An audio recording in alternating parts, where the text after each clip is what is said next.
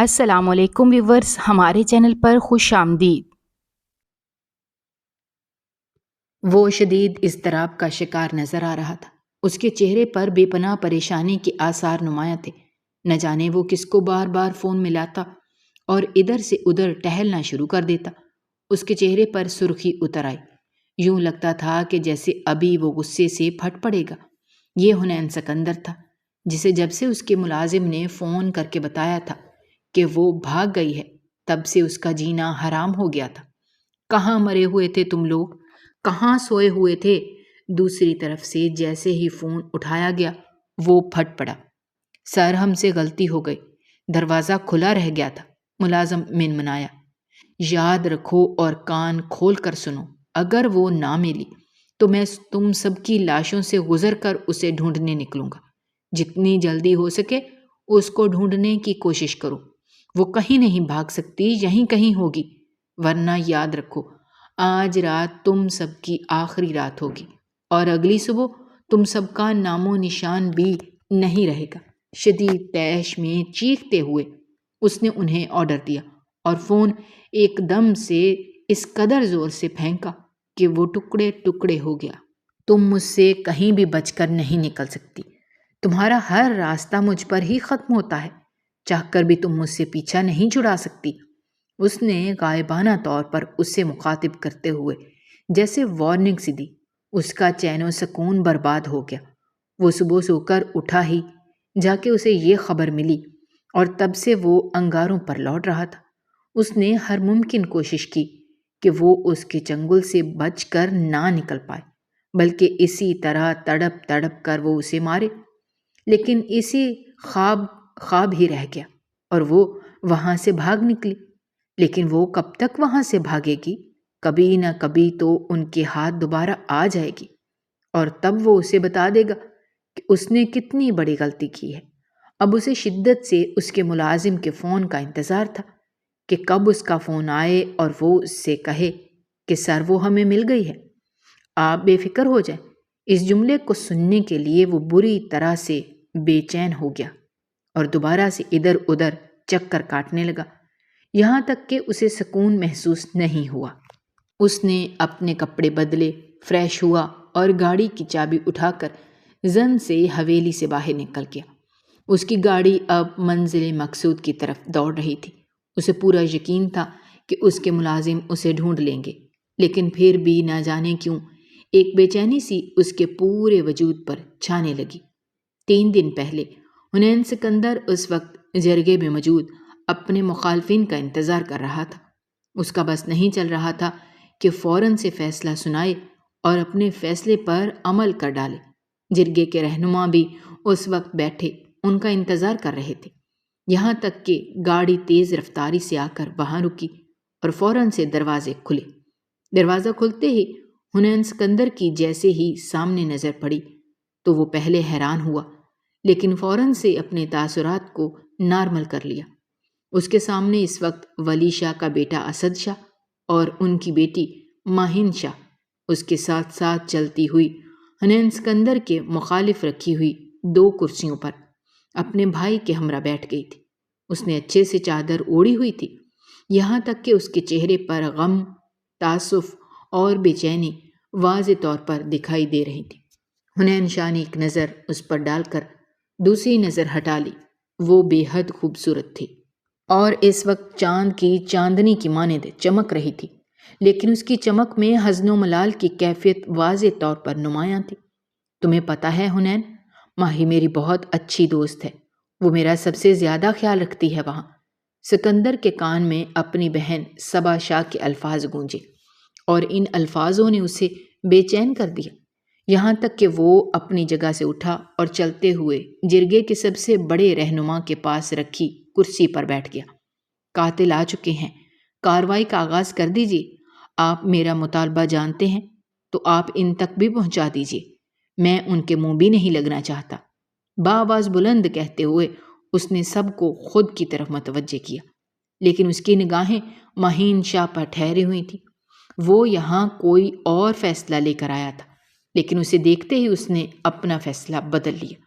صبا شاہ کے قتل کے الزام میں اسد شاہ سے دیت مانگی جا رہی ہے۔ حنین سکندر فوراً سے کھڑا ہوا اور مزید کچھ بھی کہنے سے جرگے کے رہنما کو روک دیا۔ میں دیت نہیں چاہتا، پہلے میں یہی چاہتا تھا، لیکن اب نہیں۔ اب میں اپنی بہن کے قتل کے بدلے میں ماہین شاہ کو چاہتا ہوں۔ یہ سنتے ہی وہاں بیٹھی ماہین اپنی پوری جان کے ساتھ ہل گئی اور پھٹی پھٹی نگاہوں سے اس نے اپنے بھائی اسد شاہ کی طرف دیکھا، لیکن وہ پرسکون تھا۔ اس کے چہرے پر ذرا برابر بھی بے چینی نظر نہیں آئی، یعنی اسے حنین کے فیصلے سے کوئی فرق نہیں پڑ رہا تھا۔ کیا آپ کو ان کا یہ فیصلہ منظور ہے؟ جرگے کے رہنما نے اسد کی طرف دیکھتے ہوئے پوچھا۔ لیکن انہوں نے تو دیت کا کہا تھا اور ہم اپنے ساتھ رقم بھی لائے ہیں، پھر اچانک سے ان کا فیصلہ کیسے بدل گیا؟ اسد شاہ نے حنین سکندر کی طرف نظریں گاڑ کر باقاعدہ طور پر پوچھا۔ یہ میرا فیصلہ ہے، چنانچہ اس کی گہرائی میں جانے کہ آپ کو کوئی حق حاصل نہیں۔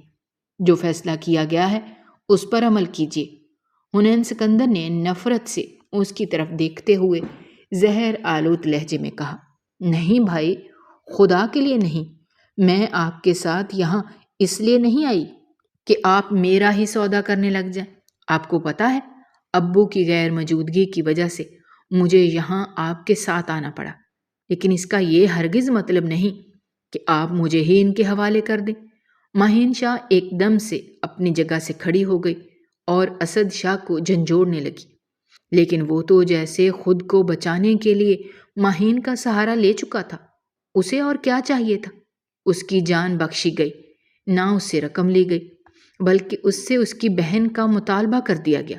پاگل ہو گئی ہو تم، پوری دنیا کے مردوں کے سامنے میرا تماشا بنا رہی ہو۔ بیٹھو یہاں اور جو کہا جاتا ہے وہی کرو۔ یہاں میں تمہیں اپنے بابا کی جگہ نہیں لے آیا۔ مجھے پتا تھا کہ یہ اپنی بہن کے بدلے میں میری اپنی بہن کا سودا کرے گا، اور میں اس کے لیے تیار ہوں۔ اسد شاہ نے جیسے ہی فیصلہ سنایا تو حنین سکندر کے کلیجے میں جیسے ٹھنڈ پڑ گئی، اور اس کی بہن ماہین شاہ کی آنکھوں میں آنسو دیکھ کر اسے نہ جانے کیوں ایک سکون سا محسوس ہوا۔ ہوش میں تو ہو، مجھے کیسے ان کے حوالے کر سکتے ہو؟ کیا یہاں ونی کی رسم کر رہے ہو؟ خدا کے لیے مجھے جانے دو یہاں سے۔ میں تمہارے ایسے کسی فیصلے کی بھینٹ نہیں چڑھوں گی۔ یہ میری زندگی ہے، اس کا فیصلہ بھی میں کروں گی۔ 20 سالہ ماہین وہاں سے جانے کے لیے جیسے ہی کھڑی ہوئی تو اسد شاہ نے فوراً سے اس کا ہاتھ پکڑا اور آگے بڑھ کر حنین سکندر کے پاس کھڑا کر دیا۔ مجھے تمہارا فیصلہ منظور ہے۔ میں چاہتا ہوں کہ تم ابھی نکاح خواہ کا انتظام کرو اور میری بہن کو اپنے نکاح میں لے کر یہاں سے رخصت ہو جاؤ۔ اسد شاہ کی بات سن کر حنین سکندر مسکرایا تھا۔ میں تمہاری طرح بے غیرت نہیں ہوں، چنانچہ میں سارے انتظام کر کے آیا ہوں۔ ابھی مولوی صاحب آتے ہی ہوں گے، تم حوصلہ رکھو۔ اچھی بات ہے، پورا منظر دیکھ کر جانا، اور پھر اس بات کا انتظار کرنا کہ جو کچھ میری بہن کے ساتھ ہوا ہے تاریخ وہی دوبارہ دہرائے گی۔ حنین سکندر کے لہجے میں پتھر کی سی سختی تھی، اور یہاں موجود ہر شخص جانتا تھا کہ وہ جو کہتا ہے وہی کرتا ہے، اور اس کے قول و فعل میں تضاد ہرگز نہیں ہے۔ خدا کے لیے مجھے بخش دو بھائی، تمہیں ذرا برابر بھی رحم نہیں آ رہا اپنی بہن پر؟ ماہین شاہ کی ٹوٹی ہوئی آواز وہاں موجود ہر شخص نے سنی تھی، یہاں تک کہ وہ اسد شاہ کے قدموں میں گر کر گڑ گڑائی تھی، لیکن اس نے اس کی ایک نہ سنی اور وہاں سے رخصت ہو گیا۔ فیصلہ ہو گیا تھا۔ تمام لوگ اٹھ کر جانے لگے، روتی بلکتی ماہین کو دیکھ کر افسوس کرنے لگے، لیکن اب کچھ بھی نہیں ہو سکتا تھا۔ اس کی قسمت کا ستارہ ڈوبنے لگا تھا اور وہ اسے بچانے کی بھرپور کوشش کرنے لگی، لیکن اس کی یہ کوشش اس کے کچھ کام نہ آئی۔ تھوڑی ہی دیر میں مولوی صاحب آ گئے۔ ایجاب و قبول شروع کیا گیا۔ کانپتے وجود اور لرزتے ہونٹوں کے ساتھ اس نے پتھر ہوتے دل سے قبول ہے کہا تھا، اور اگلے ہی لمحے وہاں کھڑی حویلی کی ملازمہ بانوں کی باہوں میں بے ہوش ہو کر جھول گئی۔ حنین سکندر نے بغور یہ منظر دیکھا اور ایک لمحے کے لیے جیسے ٹھہر سا گیا۔ اس کے چہرے پر آتے بال ہٹا کر بانوں نے پانی کے چھینٹے مارے، لیکن وہ صدمے کے مارے بے ہوش ہی ہو گئی تھی۔ اسی بے ہوشی کی حالت میں اس نے اسے گاڑی تک پہنچایا۔ ان دونوں کا نکاح ہو چکا تھا اور اب وہ حویلی کی طرف رخصت ہو کر جا رہی تھی۔ اس کی زندگی منٹوں میں ہی بدل گئی اور اسے پتہ بھی نہ چلا۔ وہ جو اپنے بھائی کے ساتھ اس کا حوصلہ بن کر آئی تھی تاکہ اسے حوصلہ دے سکے، لیکن وہ خود ہی مظلومیت کا شکار ہو گئی اور اس وقت حنین سکندر سے نکاح کر کے اس کے سنگ حویلی رخصت ہونے لگی۔ بانو اسے جیسے بھی کر کے ہوش میں لانے کی کوشش کرو۔ حویلی پہنچنے تک یہ ہوش میں آ جانی چاہیے۔ ڈرائیونگ سیٹ پر بیٹھتے ہی حنین نے بانو کو حکم جاری کیا، صاحب اسے تو بخار ہو رہا ہے، پہلے اسے بخار کی دوا دینی ہوگی، بخار کم ہوگا تو ہی آنکھیں کھول پائے گی۔ بانو نے اس کے سر پر جیسے ہی ہاتھ رکھا تو اس کی پیشانی بری طرح تپ رہی تھی۔ بخار؟ مائی فٹ، تم بس کیسے بھی کر کے اس کی آنکھیں کھلواؤ، باقی میں سب دیکھ لوں گا۔ گاڑی بالکل آسمان سے باتیں کرتے ہوئے حویلی کے راستے کی طرف گامزن ہو گئی۔ حویلی پہنچتے ہی حنین غصے سے گاڑی سے اترا اور پیچھے کے دروازے کی طرف بڑھا۔ جھک کر شیشے میں دیکھا تو مہین ہی ہلکی ہلکی آنکھیں کھولے بانو کی گود میں سر رکھے لیٹی ہوئی تھی۔ اسے باہر نکالو اور جا کر کمرے میں پہنچا، حکم دے کر وہ اندر کی طرف روانہ ہو گیا۔ میری مدد کرو بانو، مجھے جانے دو، میں بے قصور ہوں، میں نے کچھ بھی نہیں کیا۔ تم تو مجھ پر یقین رکھتی ہو نا؟ میں اکثر یہاں آتی تھی، میں نے کچھ بھی نہیں کیا، قسم سے میں بے قصور ہوں۔ وہ بری طرح رو رہی تھی، آنسو اس کی آنکھوں سے پھسل رہے تھے اور وہ انہیں روکنے کی کوشش بھی نہیں کر رہی تھی کہ اس کی زندگی کے ساتھ ایک بہت بڑا مذاق کیا گیا، اور یہاں تک کہ اس نے اپنے خون کے رشتے اس کے ساتھ اس مذاق میں شامل تھے۔ آج کے موجودہ دور میں جب ہر چیز ترقی کی راہ پر گامزن ہو چکی ہے، وہ آج بھی اس ونی کی رسم سے گزر رہی تھی اور اپنی بھابھی کے قتل کے الزام کی بنا پر ان کے بھائی سے اپنے ہی بھائی کے ہاتھوں ونی کر دی گئی تھی۔ وہ اب تک اس حقیقت کو قبول کرنے سے انکاری تھی۔ اس نے سوچا تھا کہ شاید یہ کوئی خواب ہو اور ایک دم سے ٹوٹ جائے، حقیقت کھل جائے گی، لیکن یہ ہرگز بھی خواب نہیں تھا، بلکہ یہ مجسم حقیقت تھی کہ اپنی بھابھی صبا شاہ کے قتل کا الزام جو اس کے بھائی پر تھا، اس کی وجہ وہ ان کے بھائی حنین سکندر سے ونی کر دی گئی۔ بی بی صاحبہ، یہاں عورتیں ہی مرتی ہیں اور عورتیں ہی پیستی ہیں، مردوں کا تو کچھ بھی نہیں جاتا۔ اب رو مت، بس حوصلہ کرو۔ مجھے پتا ہے کہ آپ کی والدہ بھی اس دنیا میں نہیں ہے اور آپ کے والد صاحب بھی کوما میں ہیں۔ اگر وہ زندہ ہوتے تو آپ کو کبھی بھی اس رسم سے نہ گزارنے دیتے، لیکن کیا کیا جا سکتا ہے سوائے صبر کے۔ حوصلہ رکھیں، اللہ مظلوموں کے ساتھ ہے۔ بانو نے اپنے تئیں اس کا دل ہلکا کرنے کی کوشش کی۔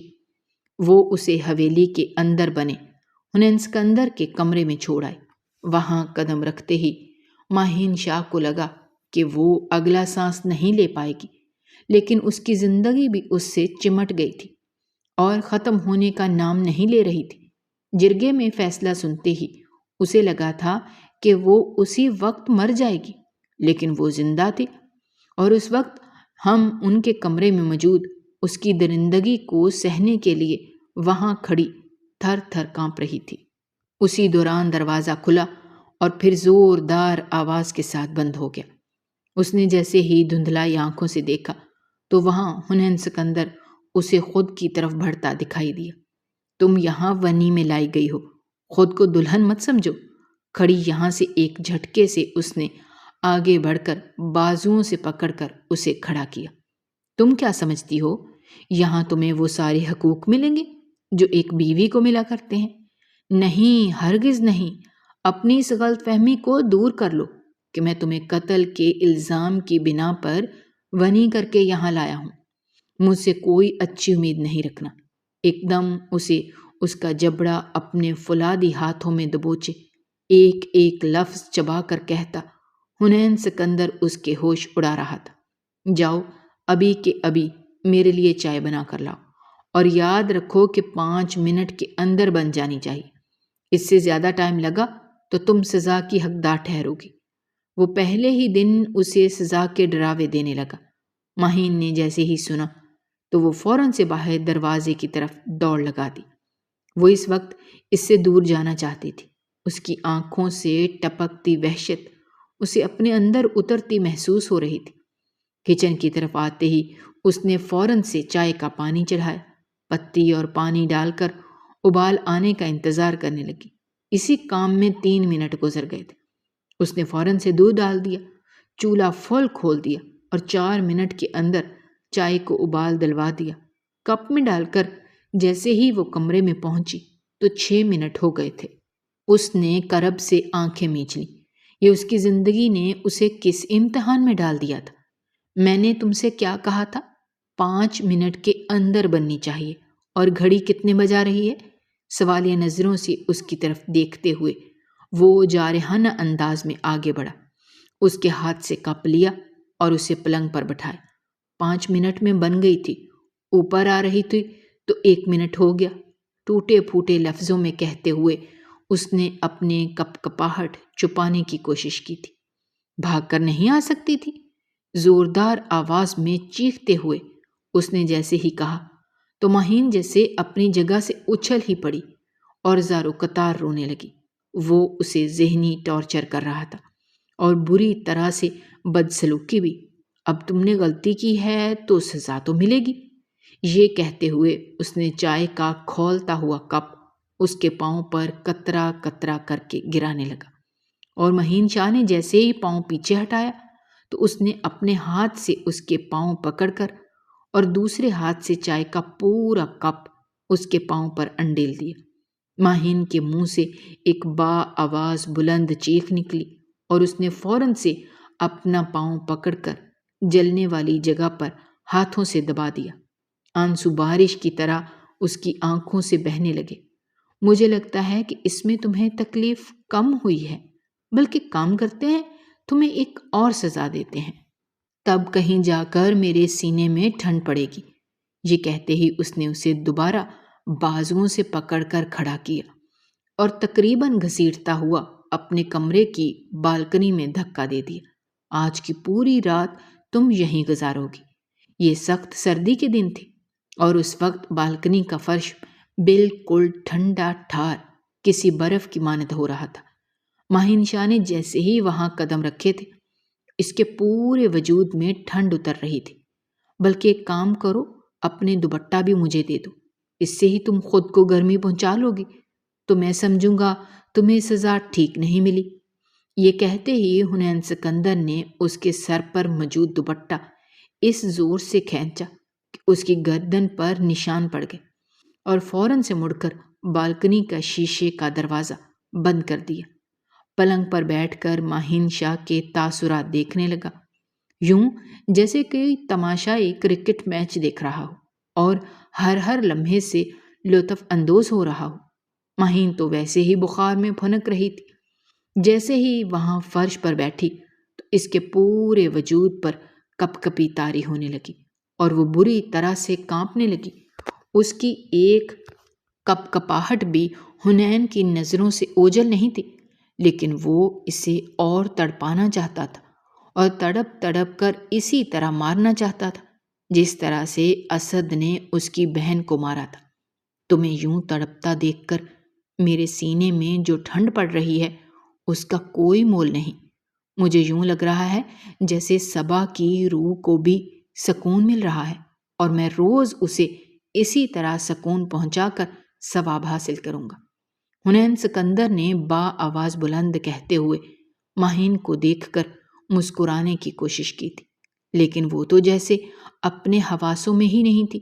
اسے لگ رہا تھا کہ آج کی رات اس کی آخری رات ہے اور وہ پھر اگلی صبح آنکھ نہیں کھول پائے گی۔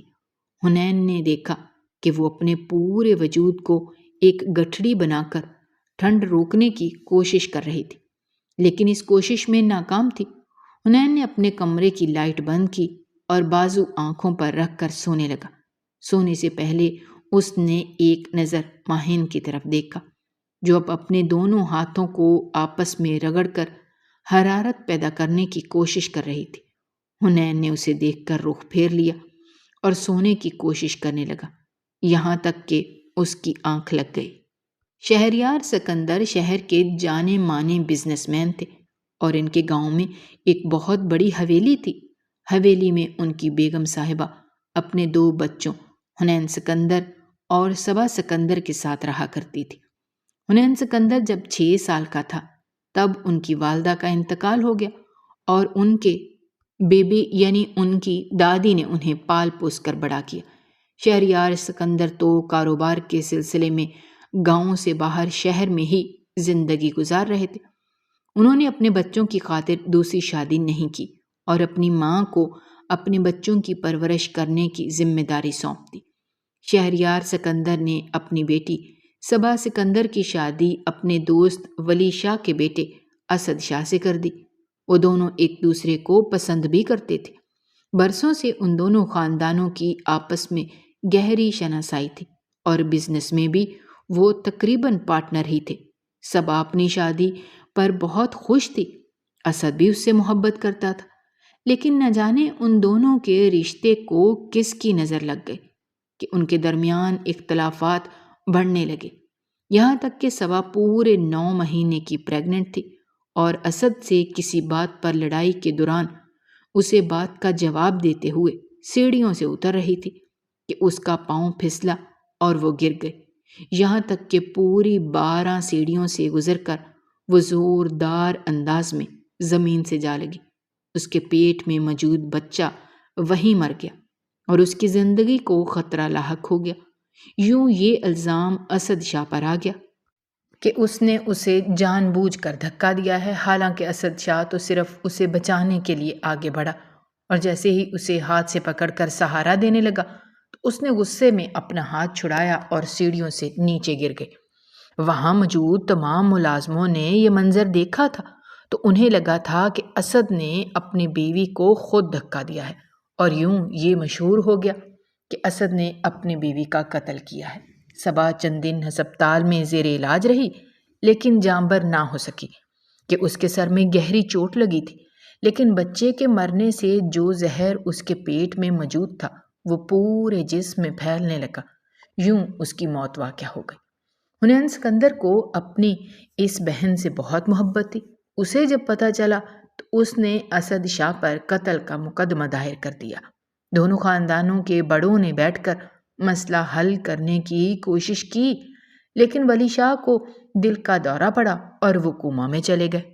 یوں حنین سکندر اس سے بدلہ لینے کے لیے پہلے دیت کا بہانہ کیا اور گاؤں کی ایک بہت بڑی زمین کا مطالبہ کیا، لیکن اس کے بعد اس نے جب اس کی بہن ماہین شاہ کو دیکھا تو اس نے اپنی بہن کی موت کے بدلے میں اس کی بہن کو اپنے نکاح میں لینے کی خواہش ظاہر کی۔ اس رسم کو ونی کہتے ہیں۔ اسد شاہ نے جب دیکھا کہ اس وجہ سے اس کی جان چھوٹ رہی ہے تو اس نے اپنی بہن ماہین کی قربانی دینے سے دریغ نہ کیا۔ یوں ماہین حنین سکندر کی بیوی بنے حویلی چلی آئی۔ اسے نہیں معلوم تھا کہ اس کی قسمت اب آگے کیا فیصلہ کرے گی۔ کیا وہ حنین سکندر کے ظلم و ستم کا شکار ہو کر اس دنیا کو چھوڑ جائے گی یا پھر اللہ اس کے لیے کوئی نہ کوئی راستہ نکال لے گا؟ یہ ایک بہت بڑا سوالیہ نشان تھا۔ صبح جیسے ہی اس کی آنکھ کھلی اور اس نے ماہین کی طرف دیکھا تو وہ وہاں موجود نہیں تھی۔ نہ جانے رات کے کس پہر بالکنی کا دروازہ کھول کر وہ اندر کمرے میں آ گئی تھی اور اس وقت پلنگ کے پاس بیٹھی سو رہی تھی۔ اسے دیکھ کر حنین سکندر کا پارا ہائی ہونے لگا۔ اٹھو اٹھو یہاں سے، میں نے تمہیں سزا دی اور تم اسے پوری کیے بغیر یہاں آ گئی، اب تمہیں میرے قہر سے کوئی نہیں بچا سکتا۔ یہ کہتے ہی اس نے ایک جھٹکے سے اسے کھڑا کیا اور تقریباً گھسیٹتا ہوا باہر لے جانے لگا۔ وہاں موجود تمام ملازم نے دیکھا تھا کہ حنین سکندر اپنی بیوی ماہین شاہ کو گھسیٹتے ہوئے گاڑی کی طرف لے جا رہا ہے۔ چھوڑیں، مجھے کہاں لے جا رہے ہیں؟ وہ ابھی بھی بخار میں تپ رہی تھی اور اس کے پورے بدن میں شدید درد تھا، اوپر سے حنین سکندر اسے گھسیٹ رہا تھا۔ خاموش رہو، اسے گاڑی میں دھکا دے کر دروازہ بند کیا اور خود ڈرائیونگ سیٹ پر بیٹھ کر گاڑی چلانے لگا۔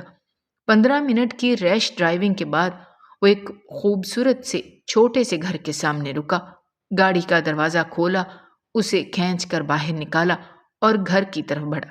گھر کھولتے ہی جیسے ہی ماہین سکندر نے دیکھا تو اس کی آنکھیں کھلی کی کھلی رہ گئیں۔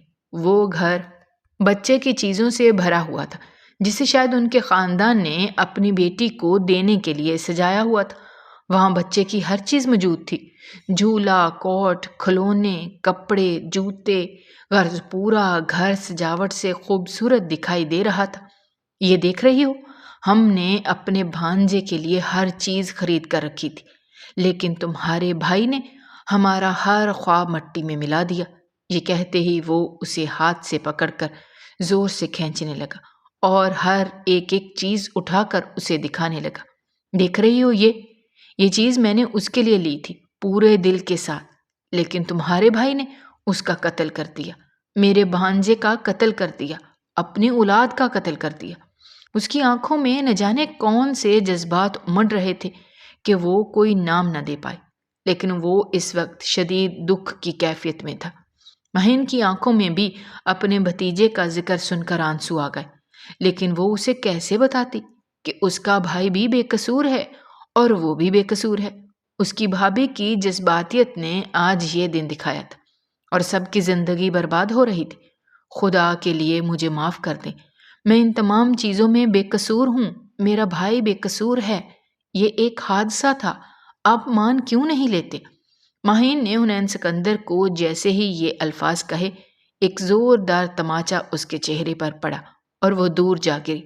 اسے حنین سکندر کی اس قدر جاہریت کا بالکل بھی اندازہ نہیں تھا۔ تم دیکھو گی میرے ظلم کی انتہا، آج، ابھی اور اسی وقت۔ یہ کہتے ہوئے اس نے فون اٹھایا اور اپنے 2 ملازموں کو فوراً وہاں پہنچنے کا کہا۔ 10 منٹ کے اندر وہ وہاں پہنچ گئے۔ مٹی کا تیل لائے ہو نا؟ ماچس تم لوگوں کے پاس ہوتا ہے، سگریٹ جو پیتے ہو، پورے میں مٹی کا تیل چھڑکو اور اسے جلا دو۔ یہ کہہ کر حنین سکندر باہر نکل گئے۔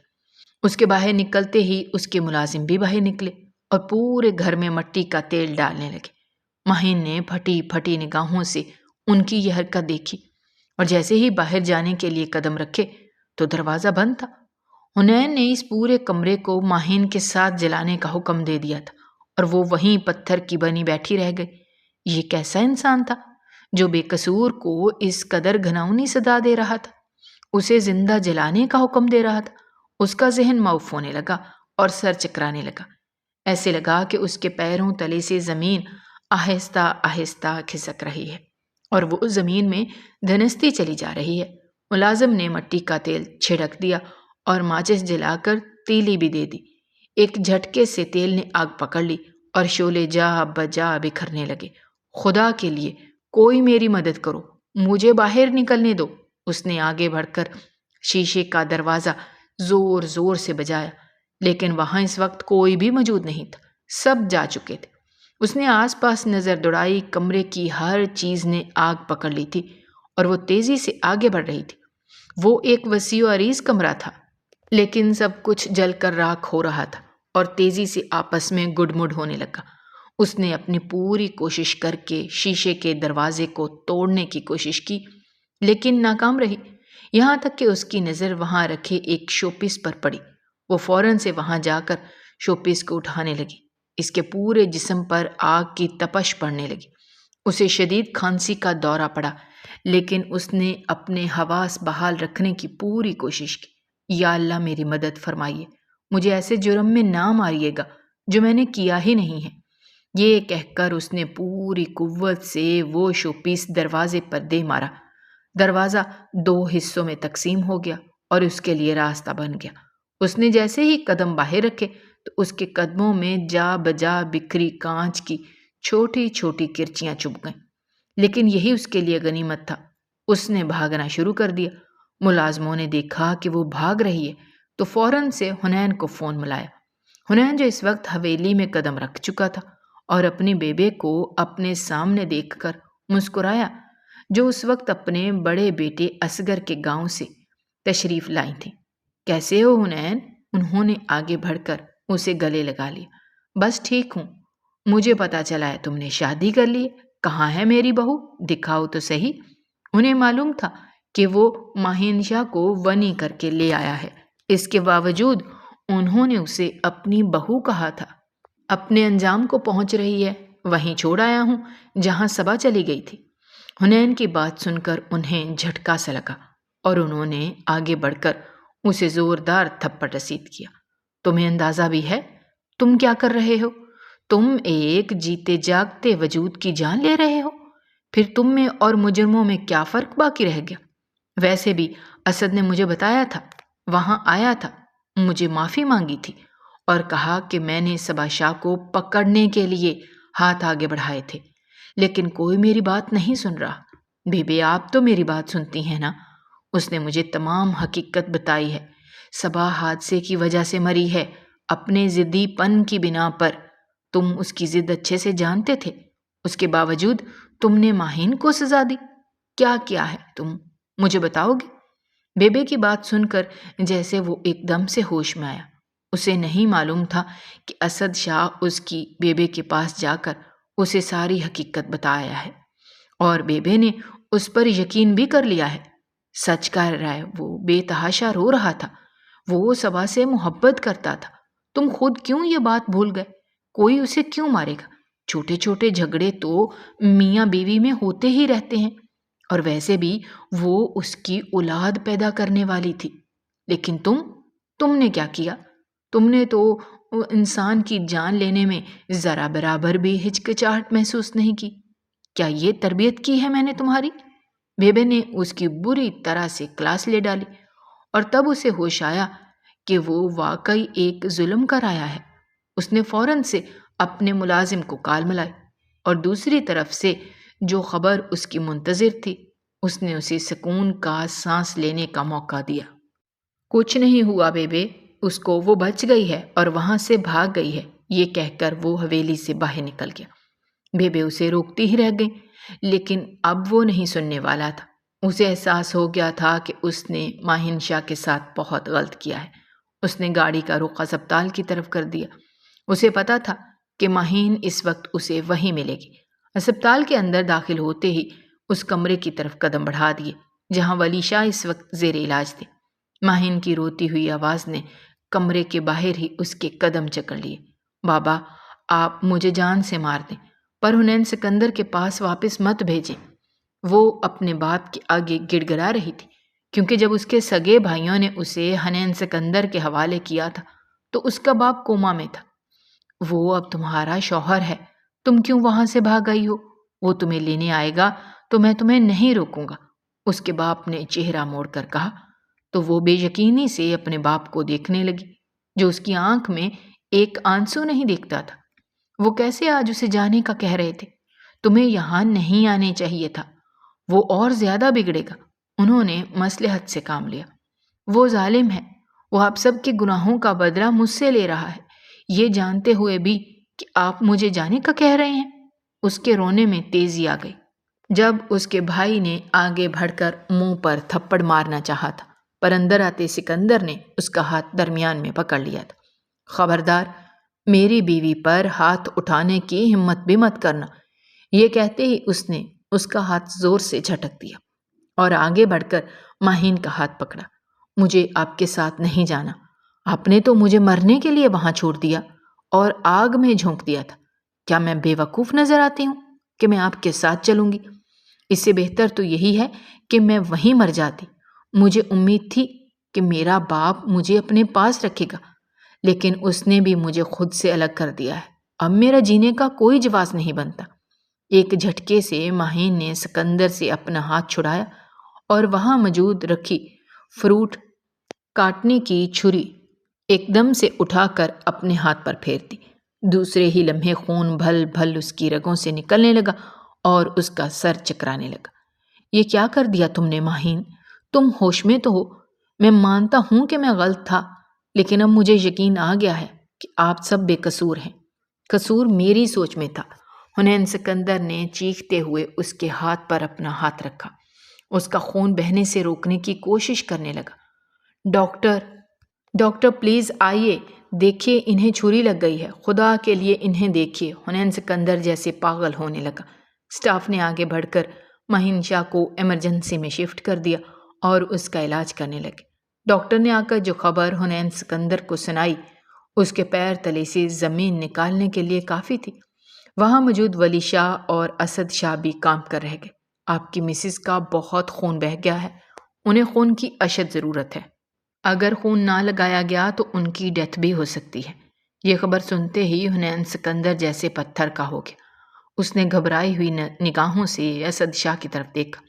اسد شاہ نے آگے بڑھ کر اسے حوصلہ دیا۔ تم فکر نہ کرو، سب ٹھیک ہو جائے گا، میں خون کا انتظام کرتا ہوں، تم یہیں ٹھہرو بابا اور مہین کے پاس۔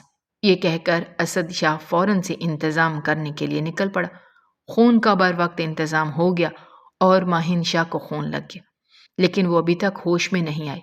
ایسا لگتا ہے جیسے پیشنٹ پہلے بھی کسی انفیکشن کی وجہ سے بخار کا شکار رہی ہے، اسی وجہ سے انہیں ہوش نہیں آ رہا۔ اگر ایسی وجہ ہوتی تو آپ کو ہمیں بتانا چاہیے تھا۔ اب آپ دعا کیجئے کہ انہیں 24 گھنٹے کے اندر ہوش آ جائے، ورنہ ان کی زندگی کو ابھی بھی خطرہ ہے۔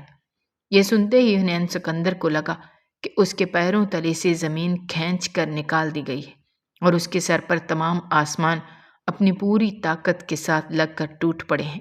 اسے معلوم تھا کہ وہ پچھلے 3 دن سے بخار کا شکار تھی، لیکن اس نے اسے سزا دینے کے لیے اسے دوا بھی نہیں دلائی، بلکہ اپنا ظلم و ستم جاری رکھا۔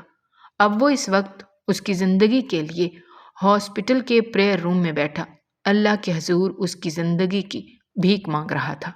یا اللہ، میری مہین شاہ کو بچا لیجئے، ورنہ میں خود کو کبھی معاف نہیں کر پاؤں گا اور اپنی بہن کو انصاف دلاتے دلاتے خود ہی ظالم بن جاؤں گا۔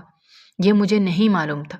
یا اللہ، مجھ پر رحم کیجئے، مہین شاہ پر رحم کیجئے اور ہم دونوں کی زندگی اجڑنے سے بچا لیجئے۔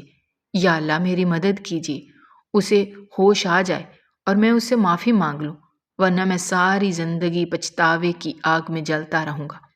رو رو کر اس نے اللہ کے سامنے دعا مانگی تھی۔ اسد شاہ بھی وہیں موجود تھا اور حنین کے دل میں مہین کے لیے اتنی محبت دیکھ کر اسے بے پناہ رشک آیا۔ اسے صبا یاد آ گئی اور اس کی آنکھوں سے بھی آنسو بہنے لگے۔ صبا کی جلد بازی نے بہت سی زندگیوں کو داؤ پر لگا دیا، یہاں تک کہ اس کی اپنی بہن اس وقت زندگی اور موت کی کشمکش میں مبتلا جنگ لڑ رہی تھی۔ 4 گھنٹے گزر چکے تھے، یہاں تک کہ ڈاکٹر نے انہیں نوید سنائی کہ مہین نے آنکھیں کھول لی ہیں۔ یہ خبر سنتے ہی حنین فوراً سے آگے بڑھا اور مہین کے پاس جا پہنچا۔ تم ٹھیک ہو نا؟ خدا کا بہت بہت شکر ہے کہ تمہیں ہوش آ گیا، ورنہ میں خود کو کبھی معاف نہیں کرتا۔ مہین نے ذرا کی ذرا نظریں اس کی طرف جمائیں۔ آپ نے مجھے کیوں بچایا؟ مجھے مرنے دیتے، ویسے بھی میرے نصیب میں یہی لکھا تھا۔ اچھا ہے مر جاتی۔ یہ کہہ کر اس نے رخ موڑ لیا اور حنین تڑپ کر رہ گیا۔ میں مانتا ہوں کہ میں بہت ظالم بن گیا تھا اور تمہیں 2 دن بہت تکلیف میں گزارنے پڑے، یہاں تک کہ تمہیں موت کے دہانے پر چھوڑ کر آ گیا، لیکن مجھے عقل آ گئی ہے اور مجھے پتہ چل گیا ہے کہ تم اور تمہارے گھر والے بے قصور ہو۔ میں نے تم سب کو معاف کر دیا ہے، بس اب تم بھی مجھے معاف کر دو۔ میں تمہارے ساتھ زندگی گزارنا چاہتا ہوں اور تمہارے سامنے یہ اعتراف کرنا چاہتا ہوں کہ صبا سے میں نے یہ کہہ رکھا تھا کہ تم اپنی نند سے میری شادی کرواؤ، میں اسے پسند کرتا ہوں۔ یہ سنتے ہی مہین نے پھٹی پھٹی نگاہوں سے اس کی جانب دیکھا، لیکن وہ اس سے بے تحاشا ناراض تھی۔ اس نے اس کی زندگی داؤ پر لگا دی تھی، تو وہ کیسے اتنی جلدی اپنا دل صاف کر لیتی؟ میں اپنے والدین کے گھر جانا چاہتی ہوں، ٹھکانہ تو میرا کوئی بھی نہیں۔ برے وقت میں پہچان لیا ہے کہ نہ آپ میرے ساتھ تھے اور نہ میرے گھر والے، لیکن پھر بھی میں انہی کے ساتھ جاؤں گی کہ زندگی کا ایک لمبا عرصہ ان کے ساتھ گزرا ہے۔ اس کے بعد اگر میرے دل نے میرے فیصلے میں آپ کا نام لکھا ہے تو آپ کے پاس آ جاؤں گی، فی الحال میں انہی کے ساتھ جانا چاہوں گی۔